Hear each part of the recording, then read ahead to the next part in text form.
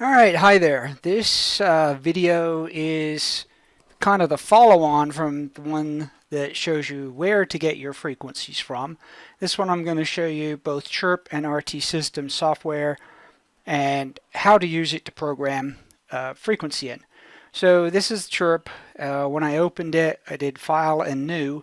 Now normally you're going to do radio and read your radio, but as a lot of people find with the cables for the Baofeng radios, they don't always want to work. The chipset in them is not correct, and various other issues with some of the cables. Now, I have a cable that's supposed to work, and years ago when I was using Chirp, it did work, and as I plugged it in, it would not be recognized. So that's one of the issues with Chirp and finding the right cable for the Baofengs or any other radio. Now, in theory, the software, and I don't know if I have that window open, will do a whole bunch of different radios.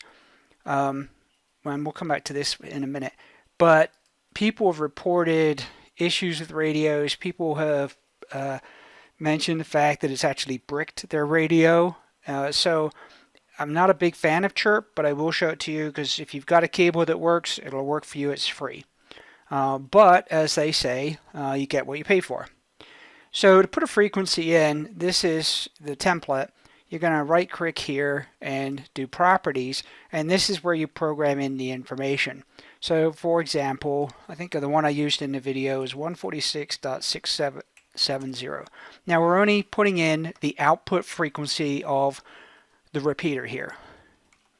Now if we look down here, the offset's already here. It's in there as 0.6, which is what we use for 2 meters. And then duplex is the offset. So mention the different radios call it different things. Different programs call it different things. So here they call it duplex, and they call this the offset. Whereas if you look in others, the offset is the plus or minus, and the difference is labeled something else. So again, it's something you just have to get loose into. So this particular one, we'll say it's a negative offset. And if we want to call it something, we can, and we'll just call it W0, I don't know, PTX, because that's the name of the repeater. Now, if you put that in, it can, depending on the radio, it may or may not show that on the display, or it's going to show the frequency on the display. And you can do that to your preference. Typically, hams refer to a repeater by its frequency, so that might be how you want to do it. Tone mode, if you've looked at one of the other videos and one of the articles I have, it tells you the difference between tone and DCS, or digital tone coded squelch, which is DTCS, which is its proper name. But again, if you remember from this program, the video I did on programming the Baofeng in the Baofeng's memory, this is called TCTS. This is called receive CTS, or RCTS. This is TDCS. This is receive. So this is this is RDCS. So they're all again different, and it doesn't help that nobody's consistent in this. So normally you're just going to program tone in. Now they have this cross mode. So if you go to the help menu and you do the lookup, you'll see that this tone mode, it explains what these are. So tone, a single CTCSS tones transmitted, receive squelch is open or carrier triggered. In other words, you don't need the tone on the receive side. All right, so that's how you're normally going to do it. And all the descriptors are written into this help wiki that they have. All right, let's see. Let's go back to this. And we can open it here so we can scroll down the screen. So this repeater has a tone. It's just, we're going to say it's 100, and we're not using tone squelch. So remember, tone squelch is the repeater needs to send a tone in order to open your radio. Most of the time, you don't want to use it unless you're having interference issues, because it will cause you confusion. Cross mode. So if we go down to cross mode and see what it says in here, this cross mode, it basically controls the squelch of the radio. And so most of the time you're just going to leave this at tone, because tone's used for the transmit and tone squelch for the receive. 99% of the time you're going to leave it as that. You're not going to change it. Alright, so leave that at tone. If you're using digital codes, digital tones, so if you've selected DTCS, that's where that list is right here, digital tone squelch. Alright, so we're going to leave it at tone because that's what most repeaters are. This one you leave the same, you don't change it. We already said it's minus 0.6, and this is the mode. And so you'll see on some repeaters it might say narrow FM or narrow mode. So this is the explanation right here.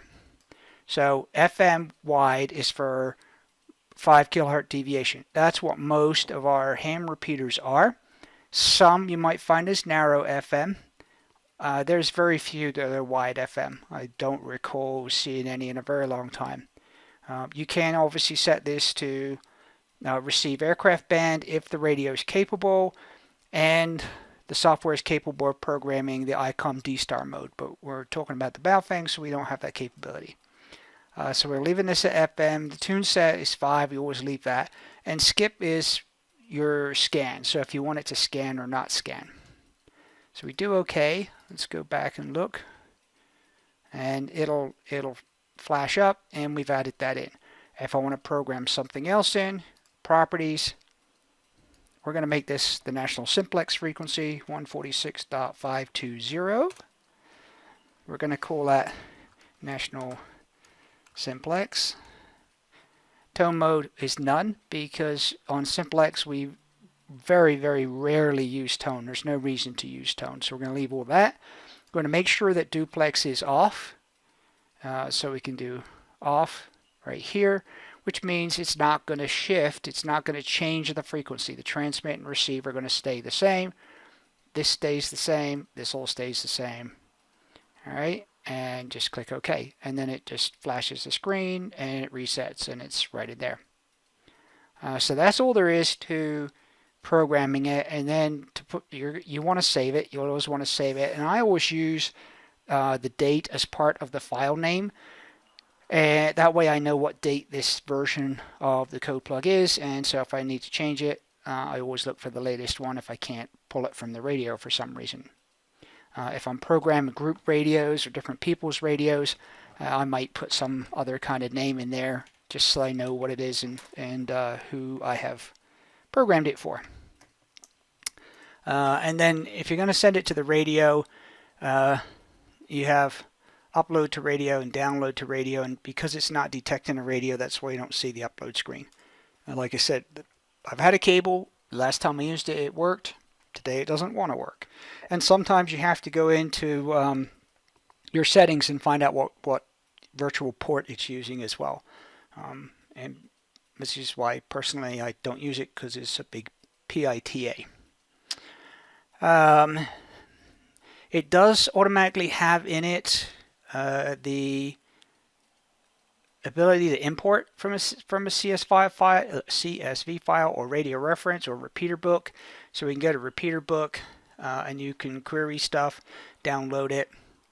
It has stock channels, so you can automatically program in your weather stuff. So we're going to program in the weather stuff, and we can change in here. Let's see, plus 10. Let's make them. So it's going to program in 11 through 20, and these are all the National Weather Service frequencies. We click OK, and it's automatically going to dump them in there for us. Also in here is, if I remember rightly, the MERS channels and FMGMRS. So we can go FMGMRS stuff, and we're going to make these start at, so if let me back up one. So if there's something already programmed in it, it highlights it, and we're going to program these in at 21 through 72. And the MERS and GMRS channels are all the same now. which is interesting because I'm looking. So this programs them in twice. My guess is the power is different, but let's have a look.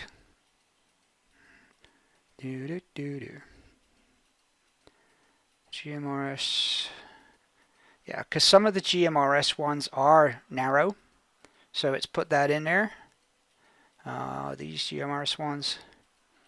Let's have a look. Properties. I didn't see power on here. That's interesting. You don't have the ability to change the power setting. So these should be set at low power. And it does automatically put in, these are the repeater GMRS frequencies. And I mentioned one of the other videos, typically they refer to them by the last, the digits after the decimal. So they'll call this GMRS 550 repeater, or they might have some other name. And so these are programmed in, but they don't have tones. So if you've got a GMRS repeater, usually they have tones on them. And so this is a quick way of putting it in. And then all you're going to have to do is go to properties, and we'll say it's the 1035. And now that repeater is set up with, where'd it go?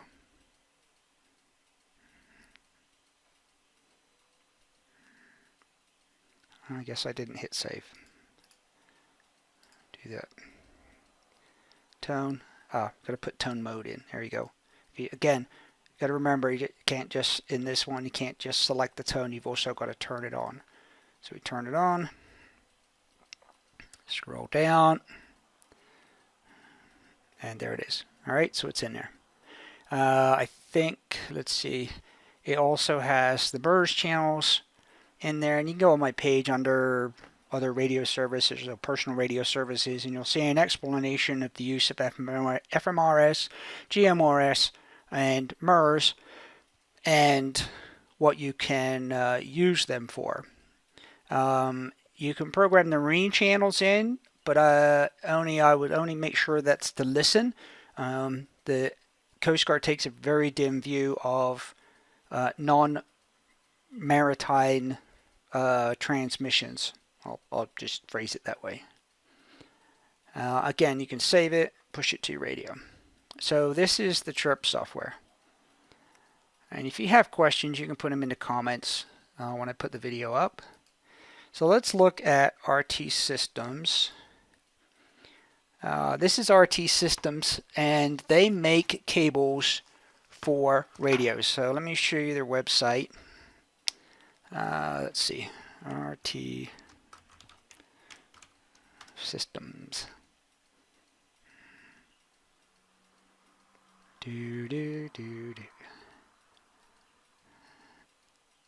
Alright, so RT Systems, it's rtsystems.inc.com. I never remember that part. And all the radios are listed down here. So we go to the radio I'm using, actually is the BTEC right now. So you select the radio, it's a handheld, and then it tells you the cable. And so there is a GMRS version of this radio, and there is the UV5X3 version. You click on that, and it will tell you this is the cable, this is the software. But if you want to buy both together, that's the thing. And the thing is that this programming cable, this particular one that works for the Baofeng radios, the BTEC radios, a lot of the Kenwood radios, there is a big list, and I think you can pull up a list of what cable goes to every radio. Maybe it's just on the brands. I know I created a list, so you know, for the that particular cable, I have a list of all the cables and what they go to of radios that I have. And radios I have cables for, but I don't have the radio because I programmed other people's radios. So if you're getting different software, so this is for the UV5X3. If I go to the Baofeng and handhelds, and all the different Baofeng models are in here. Where's all the ubiquitous UV5? Here it is, UV5, UV5R, and I don't know if you can tell from the diagram, but this is actually all the same cable. That one's a different cable. That's right. Now I remember that radio. It's supposed to be waterproof, but they actually made the cable for it. They weren't going to. Interesting. I need to dig that radio out of my box. So these are all. This is a different one. These are all. You can see the same cable. If I go to, let's see, Yaesu and handhelds, you'll see the cables are different, right? They're different colors. So this is a different cable for the FT2 model and FT3s. These are different cables. That's different. There's orange. So again, and I've got a bag of cables. All right, so RT System software. So look at this. Look at this software. So this is the radio that I have on the desk, and I should have the cable in front of me. So we will plug that in, and we'll actually read the radio that I have sitting in front of me. So pull out the bow fan cable that doesn't work.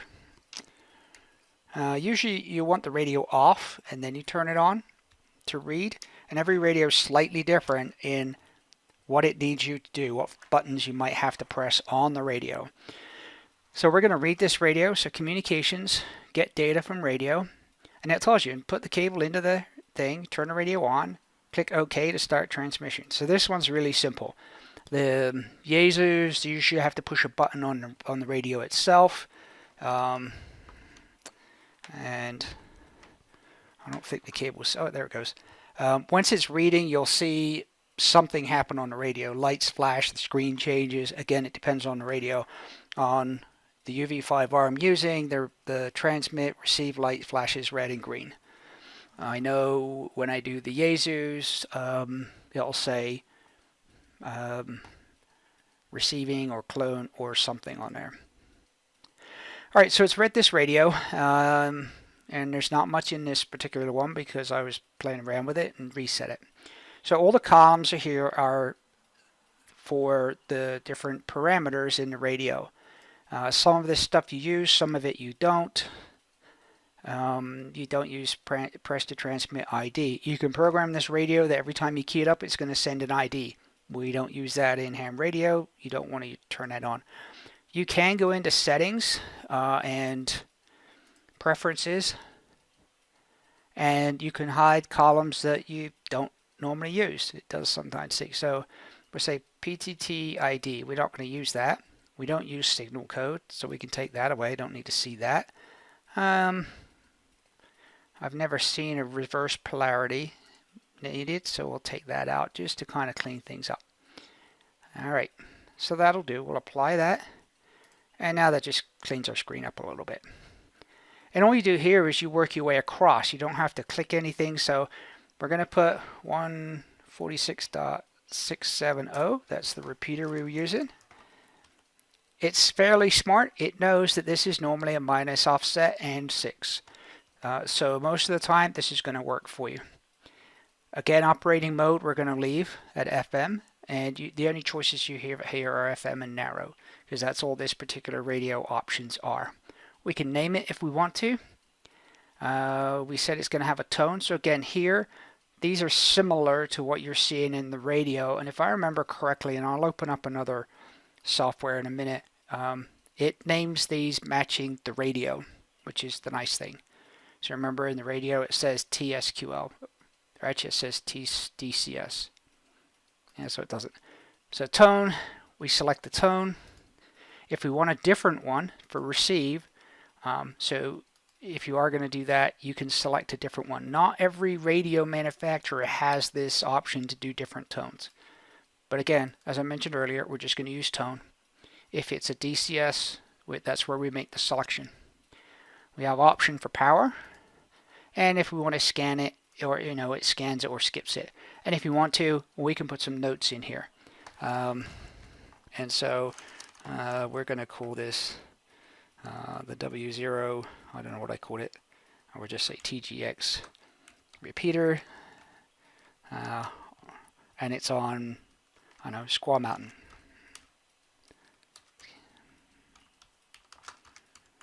Alright, so I just put that in there.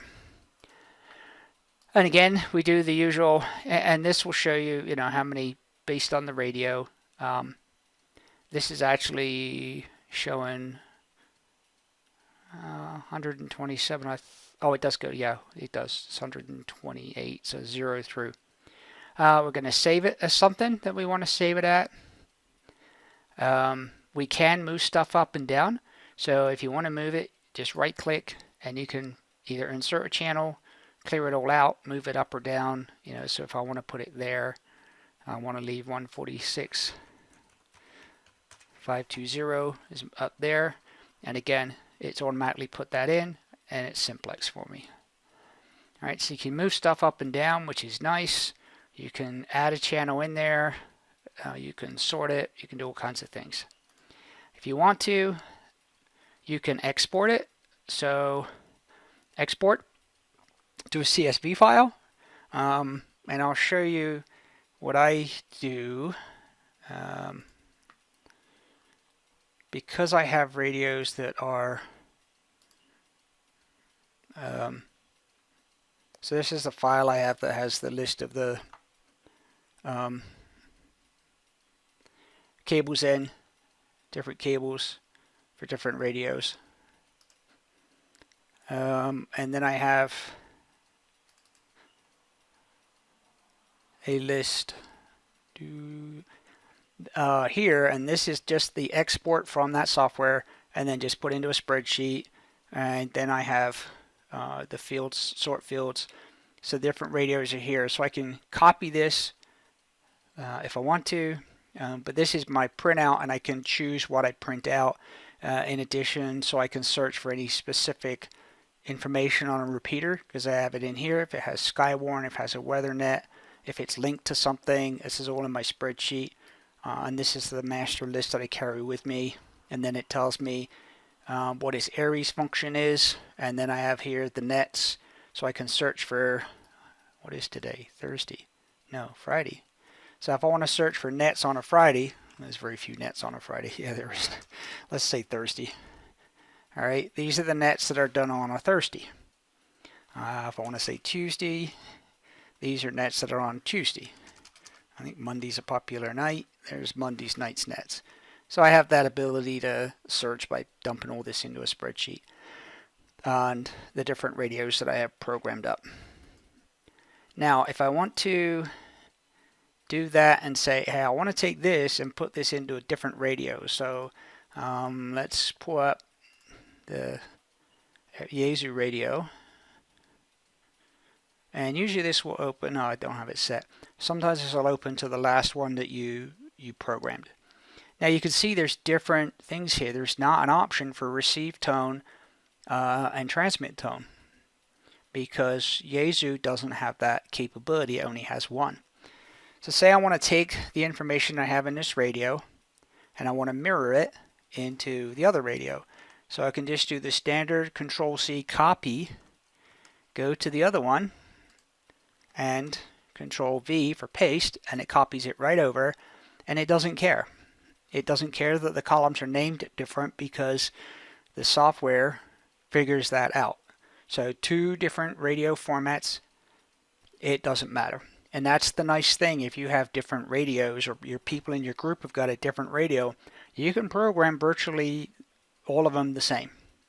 It doesn't matter if I go and pick, let's pick the FT70. Alright, so the FT70, I think it's opening. Yeah, the FT70 has fusion capability, as does the FTM400, right, which is this Yaesu radio. Right, maybe here it is.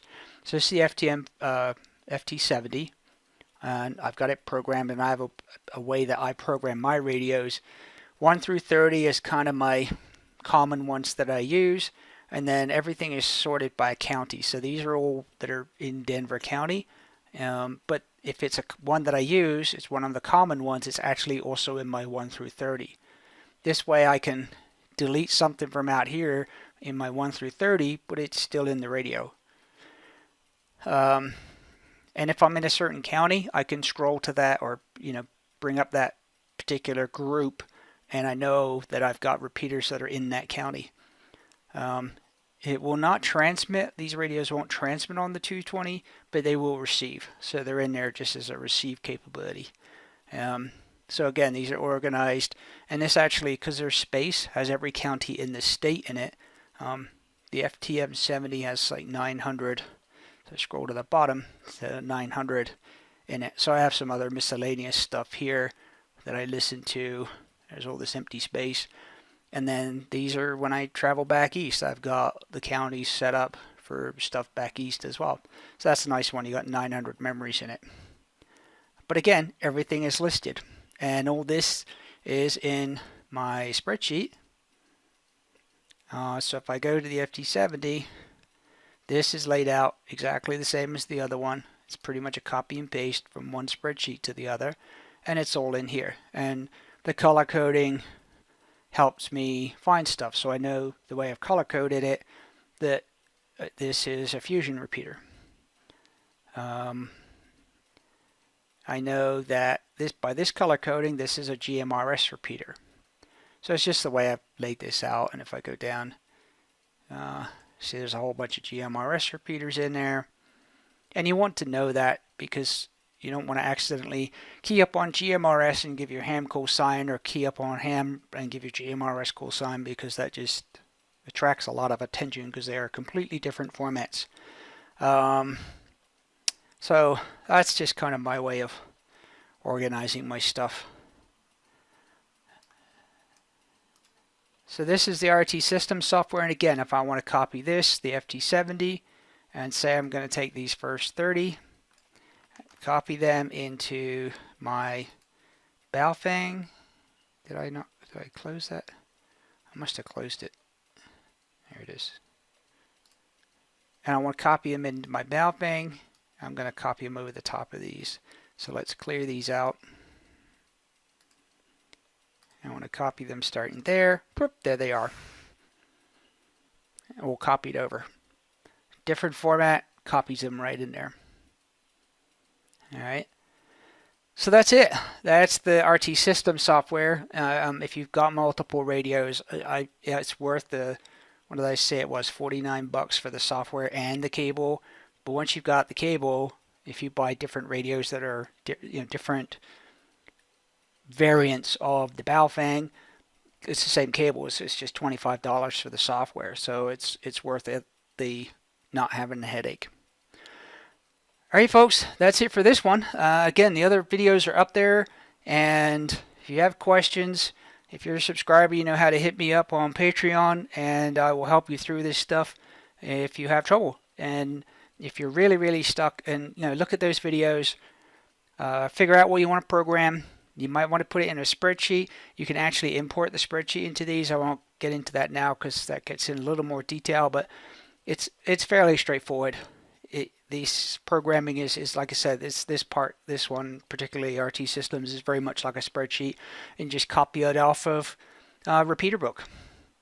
With that, remember, family comes first. Look after your family. Make sure you got your family plans done, your communications plan. Kids as young as 8, we've tested them and they pass without any problems. There are kids as young as 6 that get their ham license. So the kids are quite capable of learning this stuff. And I know some kids that started they came and tested us, the whole family. I think the kids were 13 at the time. This was a couple of years ago. One of them's got his extra license. Parents have their extra license, and he got into learning Morse code. I loaned him some tapes or CDs and a set of Morse code paddles, and he's doing code at over 35 words a minute now, which is incredible. So it's quite easy to do. It's not that difficult. There are people doing ham licenses remotely if you can't find a team locally. Hamstudy.org is your place to go to find all that stuff and find tests. Anybody that's doing a remote test, they're listed on hamstudy.org because that's the software they're using. With that, again, remember, fortune favors the prepared. Tell your friends about the website. A lot of good information, lots more to come. It's just time to get it up there. Have a good evening. Stay safe.